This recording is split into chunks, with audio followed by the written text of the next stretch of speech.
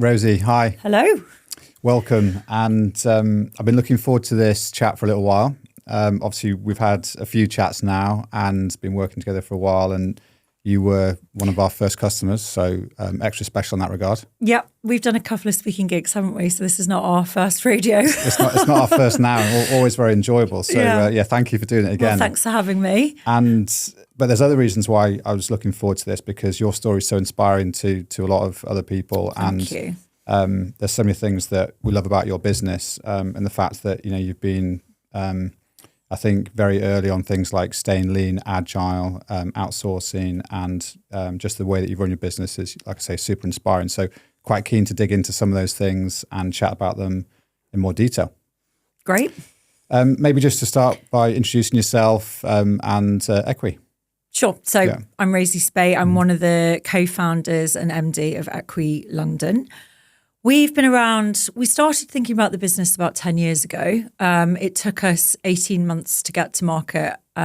We thought it would be 6 months, and I was actually pregnant at the time, thinking I'll have the baby, I'll launch the business, and then it will all be great. I mean, what an idiot. So we launched the business when my first daughter was 4 months old. So that was a wild ride. And we did really well. We actually launched it with Net-a-Porter here and in the States, and got it into some great retailers. But I think we realised that we'd got the aesthetic and the positioning of the products a bit off. So we decided to stop, go back to the drawing board, because it was very important how we looked. And we relaunched in the middle of 2018. So I consider us having been in the market since then, really. Prior to that, it was very much market research. And we've been growing in the UK. We've distributing across Europe. We recently launched in the Middle East, and we're now dipping our toe in the US. Prior to Equi, I worked in finance. So I studied economics at uni and then worked at Goldman and JP Morgan. I was trading at a hedge fund for a little bit. For almost 10 years, I was in the city, and I absolutely loved it. But I went to one of those schools where you were either a doctor, a lawyer, or a banker. And I was like, banking, I want to be in that pinstripe suit. Like, I liked I was drawn to the energy of the city. And I loved it. I loved working on the busy trading floor. I was at JP Morgan. I was on the trading floor of 1,000 people, and the buzz was great.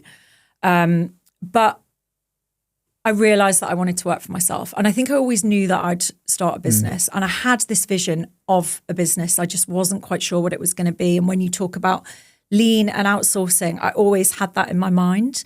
I liked the idea of leaning on other businesses that are expert in that. For example, manufacturing, distribution, creativity, and all of these things, and being your kind of running it lean basically, and leaning on expertise outside of your business. So I had this vision, but I just wasn't sure yet what the business was going to be. And the idea for that came around organically because I was suffering with problem skin. I'd had problem skin since I was a teenager, and I'd been on and off the pill, which doctors were putting young girls on back when I was a teenager to try and control it, which it did. But I was a slave to the pill. And every time I came off it, my skin would erupt, and it was just horrible. Anyone who suffered with bad skin knows how debilitating it can be for your confidence. And if you imagine at the time I was working on this trading floor, and men talk to your spots, no offense as a man, but like men talk to your spots, they don't talk to you. And I was desperate to find a solution for it. And my now business partner, Alice, who's one of my oldest friends, we met at uni 20 years ago. She's a registered nutritional therapist. She studied for 7 years. So when you think about a doctor studies for 7 years, she studied how the body works for 7 years. She's incredible. And she cured my skin with a range of expert supplements that were only available through practitioners on the advice of experts. And unless you'd invested time and money in going to see somebody, you wouldn't know where to begin. Like, we all know how confusing and overwhelming supplements are. But this combination of supplements that she gave me had such a profound effect on my skin health and my overall well-being that we thought there's got to be other people out there wanting this solution. If we combine these products into one, make it even better, brand it beautifully, because we did see a gap in the market, which I'll touch on, we could really help people. So it was like the stars were aligned, really, because at the time she'd also been approached by a supplement brand wanting her to formulate products. And I was like, well, what are they giving you? And she was like, well, they just want me to put my name on the pot. And I'm like, okay, so I want to start a business. we found something that genuinely works, that doesn't exist in the market, and look, you can be that person as well. So off we went. Amazing. No, and yeah, it's almost the epitome of the purpose-led brand and founder-led brand that you guys have created, and a lot of others have followed. But you've been doing this obviously for a little while now, and have been first on a lot of things. And I think interested in the staying lean, the approach in the beginning, because now everyone's talking about the possibility of single person unicorns and how this is very much the trendy thing to be, like, isn't it? In the last 6 months though, we were at an event, I think, recently, and some like big VCs were there, and they were saying like, this is the Econ version 3. I remember being, when it was Econ version 1, oh my God, like there's only us and a couple of like freelancers, like almost a bit ashamed. My business isn't established enough, but I was still very much like, it has to be lean. Like why would we not make it lean? There isn't enough work to do to have a massive workforce. It takes time to build business and get momentum and get it off the ground. And now here we are, as you say, with unicorns, with a one-man band. And we were doing that 10 years ago. Not that we're a one-man band, one-woman band, but to me, that just makes perfect sense. Like we work from the bottom up, and I think some businesses work from the top down. This is the blueprint of the business that we need to be established. And then, I just don't think that's how you should think about things. And that happens across marketing, ops, finance, essentially kind of some of the really key areas of the business. And obviously you kind of run all of that, but just plug in the things that are needed to make the business function, operate, and obviously give you the ability to then move really quickly. Well, exactly. And I think like, being able to scale it up and down easily, having low risk is massive. And I think if you've got a massive workforce, you're almost creating unnecessary work just for the sake of it. And don't forget, I came from like big corporate situation where there's a lot of FaceTime and a lot of chatter, and really let's just get done what needs to be done. And then if we need to scale up the hours, then we do it. And and as I say, I think that's a bottom up approach to your team, and it's just much more efficient. Yeah. We've spoken a little bit about how you've thought about funding for the business, and obviously you've had options along your journey, and also done extremely well to build a profitable business while being bootstrapped and not raising outside investment. I think there's a lot of there's some great stuff in there. If you want to maybe just talk about that journey. And I mean, again, I think that working in finance gave me, I wasn't running a business in finance, right? I understand a balance sheet. I understand spreadsheets and, how to view numbers and work with numbers, fine. But what it gave me was the confidence to back myself to do it on my own almost. And I think that a lot of investors think, oh, well, they're raising money, therefore I've got to raise money, and this is the path to success. And when we were starting, it was at the time when, tech was booming, valuations were up, people had money people were throwing money at businesses on like 10x valuations. And we saw a lot of people in our space take this money, and they have just been chasing their tail ever since. Like there are brands out there that have deleted their Instagrams about 4 or 5 times now, constantly pivoting, because they've got a whole load of investors breathing down their neck, trying to get the value out of the investments that they made. And we haven't had that. And that's not to say that there hasn't been pressure, because even though we don't have an investor, I sometimes feel like I've got the pressure of that, because, I'm still going to have to explain these numbers at some point in time. So, it's still, I still think about it in that way. But maintaining autonomy has allowed us, I think, the freedom to build really solid foundations in the business without worrying about vanity metrics, frankly. So we self-funded, and then we've scaled it on retained earnings. We've taken bits of debt here and there, whether it be short-term financing, medium-term financing. And that's not to say that we've not spoken to investors in the past. Very early on, we were approached by a big FMCG VC, and we, which was obviously very complimentary. And we were having these conversations, and it was all moving really well. And then we met with the bosses, and they were like, "Oh, and then you can bring out a shampoo or bring out a conditioner." We were like, "Wow, like you just don't understand what we're doing." Like, no. And yeah, I think that it has been a slower path to growth. And I'm not saying that we started saying we're never going to do this. Like it's just been the way it's unfolded. But we've had the freedom to allow it to unfold in that way because we've only been answerable to ourselves. Yeah. And there's so many benefits of that as well. I mean, you know, we work with VC-backed businesses, bootstrap businesses, and a bit of everything in between. And there's definitely examples where people have gone out and raised money and then, you know, had challenges with a combination, maybe bringing the wrong people in, or even just some of the and then pressures. they've had to replace them and, like, you know, explain that whole mix-up to another investor to get them to take them out. And look, I don't know if what we've done is the right thing. Who knows? Coulda, woulda, shoulda. It was what worked for us and has worked for us at this moment in time and in the past. And I don't think we'd have built as solid a business as, you know, and profitable as business as we have, because it has been a slower path to growth. Like, I'm not going to lie, it has been, but it feels like we've got. We're at the point now where we can start doing something a bit different. And again, we've got the freedom to do that without having to answer. Like, Meta fell out of bed last year. And I can't imagine sitting around a table being like, oh no, you know, they've just rolled out the new algo and everybody's suffering. And they're like, I don't care, like, make it work, you know, do what you need to do. Yeah. But we didn't have to have those discussions. Yeah. You mentioned you've used some debt along the way as well. Yeah. Maybe good to just see how you think about that and the kind of things you're using it for, or thinking about it, just where it's applicable. Yeah, we've used it a few. We've done short-term invoice financing a couple of times over the years, and we've had good and bad experiences with that. So more recently, it was tricky. It was really impacting our cash flow, and that was pretty painful. In the past, it's worked really well, and we've been able to spread that funding over 6 months, and it's not really had an impact. More recently, it did have an impact, and it meant that you know, our cash was tied up in these repayments. Yeah. But that's just the way the cookie crumbled, and we dealt with it, and we rode that out.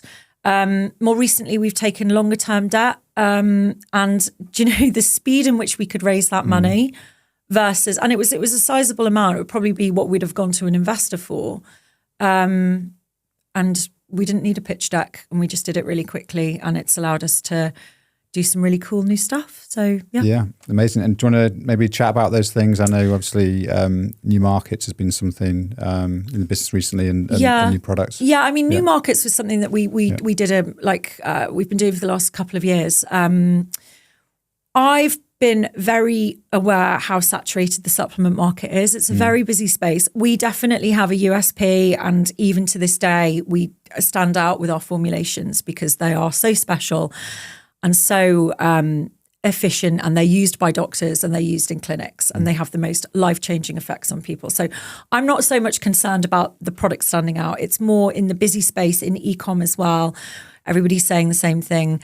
And the problem with supplements is it's a loosely regulated market. The barriers to entry are low. The ASA is doing their best to make sure that brands aren't making these wild claims. We're obviously very careful, but a lot of brands out there are claiming that products with very basic formulations are doing the same as what ours do. And it comes down to how much you want to throw into Meta and TikTok. We've grown organically in the digital space, but a lot of it has been word of mouth, which just goes to show the how effective the products are and building that solid subscriber base. Yeah. So very aware that the UK market was really saturated. Looking west, the US is even more saturated. Looking east, and expensive. Yeah. I have to say, in the US, they are a lot more open to supplements. I think here in the UK, we're a bit more skeptical. Even if you look at the healthcare system in the US, that doctors are talking about supplements. We're talking about preventative ways to manage your health, whereas in the UK, it's very reactive. So we are lagging behind in that respect, and that filters through into society where they're a bit more skeptical on supplements. But the US is a saturated market, and that made me nervous. So I was looking east. Far East felt a bit too far away, but the Middle East felt like we could really get in there and have a first mover advantage in a space that we know will grow. And then one of my team members moved to Dubai, which was great. And so I've almost got, a man on the ground over there organically. Yeah. So we decided to try and launch over there. And I was talking to distributors. They wanted to take a 90% margin just to get the products over there, and then you have lost control of your whole distribution process. So we decided to do it on our own. I set a business up over there. I had to personally get residency for that. So I go out every 6 months, which is wonderful, but also stressful with 2 kids. And we registered all of our products with the municipality over there. So we are fully functioning and operating as a business over in the Middle East now. And the plan was always to start in Dubai. Like, Dubai is obviously the gateway from the West into the Middle East. But it's just one part of the Middle East, and it's not really, it doesn't show what the rest of the Middle East is. Like, it's quite a unique place, Dubai. And our plan was always to make a bit of a wave there, get in with some really good retailers, prove the proof of product market fit over there, and then hopefully work with some distributors. And already we've attracted some really highbrow Saudi distributors who want to take it across the Middle East, to Saudi, to Bahrain, to Oman, to Kuwait. And that's really exciting for us, because I think that we're really passionate about making supplements that work, helping women in ways that has been unattainable, particularly in the Middle East, where menopause is not discussed and fertility is not discussed so much, and hormonal breakouts or even rosacea and eczema. Like, these are things that can be treated really effectively with the right supplements. And if we can just get out there and help women, that's exactly why we're doing what we do. And it's what drives us, because it's bloody hard work, and you've got to have a bit of a passion. Well, you've got to have a passion around what you're doing. So that's really exciting. Yeah. No, congratulations on obviously the progress there, and just from more from like managing the finances of being now in different markets, and obviously the cash flow complexities of that come with that. Like, how are you thinking about that? And I know obviously that's something that we help with. So maybe we can. Well, it would have been impossible without you guys. And I know we've worked together for as long as you've been around now, haven't you? Yeah, and we'll talk about that in a second as well. We were talking about the Middle East when we first started working together, and I didn't realise you just helped give a really clear picture on cash flow, and I was able to take that risk and take a leap of faith and invest in launching and establishing the business over there. So Triffin now, it pulls in all of our feeds. It pulls in our bank feed from the UAE. It pulls in we've got separate a Middle East website, which is obviously in Arabic as well as English, and Triffin consolidates that. So we think of the business is one, and we think of it as one, but then we can drill down in Triffin into the 2 separate entities and see how they're performing. And yeah, we've been working together for very, very early on in our journey, and I think you are certainly one of our very first customers.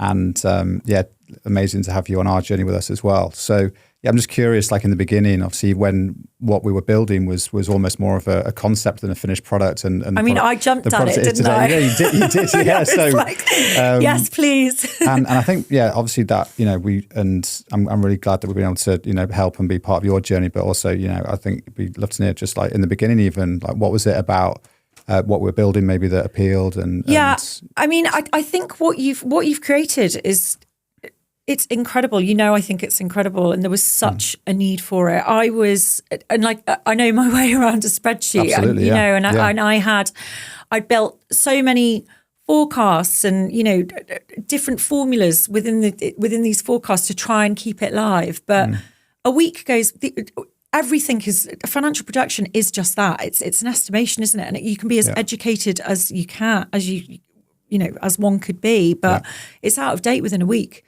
Really. So it changed everything for us. And I think it also, a lot of business, I think it comes down to gut feel, which is driven by confidence. And if you've got confidence in the numbers that you're looking at, you can be punchier, you can take more risks. And that's what it's allowed us to do. Brilliant. No, delighted to be working with you across our journey for sure. And what's next for Equi? What are you thinking about going forwards? I know you've got some exciting plans. Yeah, some really exciting plans. So our formulas are premium. So we've been in Harrods. We're one of their best-selling supplement brands, and predominantly e-com. We're also like exclusive supplements in some high-end luxury spas, and in the UAE we're working with the big premier retailers.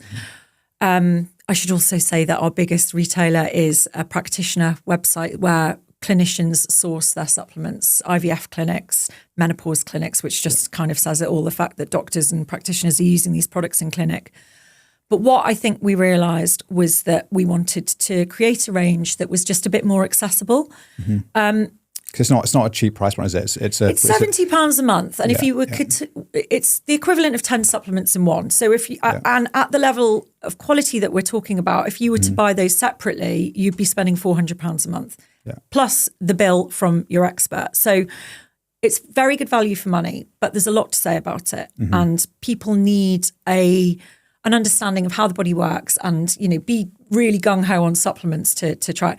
I must say that once people try it, our repeat purchase rate and our lifetime value is phenomenal. So, we know the products work, but we wanted to create a range that was more accessible, that could sit in your national retailers, because Boots approached us and put us in their top 40 stores. They actually approached us when they were just launching their big, their Covent Garden store. And they put us in there. We had a gondola. It flew. It did so well that they wanted to put us in the top 40 stores. But I actually went into a shop in London, and they hadn't told me they'd launched us, and they'd taken a photo of the jar, laminated it and stuck it on a box and put it on 3 for 2, because it was a shoplifting risk, and all supplements are on 3 for 2. And I'm like, that's just not where we are. It's not how we're positioning the brand, unfortunately. So we want to create a range that is more appropriate for a nationwide chain. So it's called the Additions range. For every addition of you to add on in addition to your formulas, and what they are is the same level of expertise, quality. Every ingredient that we combine is in a therapeutic dose as well. There are lots of supplements on the market that they're just trying to make label claims. So they'll put a little bit of an ingredient in so they can put it on the box and talk about it on social media. But it's not enough that's actually going to make a difference to the human body. There's not enough to work with. Everything that we do is in a therapeutic dose. It's a dose that a practitioner would use, and in the quality that a practitioner would use. And we stand by that. Like, we will always work to that standard. But they're simpler formulations. They're more targeted. Our formulas are total body support. This will be for sleep, for hair loss, for skin hydration. And then we're going to extend that across menopause, weight management, and lots of other different parts of wellness. So super exciting. They're going to look really cool as well. It's all about the aesthetic. And that's what I think we realised quite early on. We saw a gap in the market for supplements that were practitioner quality, that were readily available, that looked like a product that a woman would want to have on their shelf, that's a joy to take, it branded beautifully in the branding that a woman would want to associate with. And that's always been really important to us as well. So we're not losing that. No, I think there's such a high bar on design these days, but then also the experiences, the Apple experiences, and whatever the product is, whatever the industry you're in. I think that creating a really rich customer experience is a big part of the relationship with the brand, and definitely creating that. And just, I suppose, bringing it back a little bit to the finance side of planning for new products. How do you think about this sort of the budgeting and investment that goes into developing new products? Obviously, there's a meaningful investment in that. There is and there isn't. I mean, Alice, my business partner, is the expert. She formulates the product. So, that having that on board is brilliant. And I look at so many supplement brands who, they're like, oh, I found an ingredient on the internet, and I found a scientist, and they've combined these ingredients, and it's great. And it's like, wow, okay, everyone's got a story, and that's fine. But we've got or supplement brands are, they've got that expert to develop this product and this expert to develop that product. And the products it's different, right? So we've got Alice. That's in-house for you. It's in-house, and there's consistency, and she knows how the products will work together. So that's important as well. And, which ingredient we used here, can that combine with that? What's the impact of this? And when she talks about how she formulates it, it's a science lesson, but it's also it makes sense. I think we know our body's connected, we know our body's linked. And when we hear that, the gut will impact our mood or our skin, it just all seems to, it makes sense. I think we intrinsically know our bodies, but we just want to be that helping hand in helping women and men understand how we function better. So that's in-house. We've also got, through many years of relationship building, great relationships with our manufacturers. Obviously, we outsource it, as we've spoken about, but those relationships take time, right? And it's give and take, and we're as important to them as they are to us. And if we're right, these are our plans, this is what we're going to do, how can you help us? And that comes down to minimum order quantities. You're obviously priced on different how much you order, but can we order the big amount to get that price down, but only take it off you in 3-month increments, that kind of thing. Payment terms and these kind of things as well. Payment terms, but there's payment terms, but there's also like payment promises with, buying more than they would ordinarily. And, and giving it to us in increments. So all of these conversations are happening. As I said, we raised some debt. And I think, again, we just having bootstrapped the business for so long, I know the value of a pound, and we've just got to, we make every pound count. Yeah, and you've done it really well. So, I think, a lot of the things that you've done, I think, so many founders can learn from, and super excited to be on your journey. So I think, thank you for coming on again today and chatting again. Always a pleasure talking to you. Thanks for having me. And look forward to what's coming next. Yeah, thank you. Brilliant.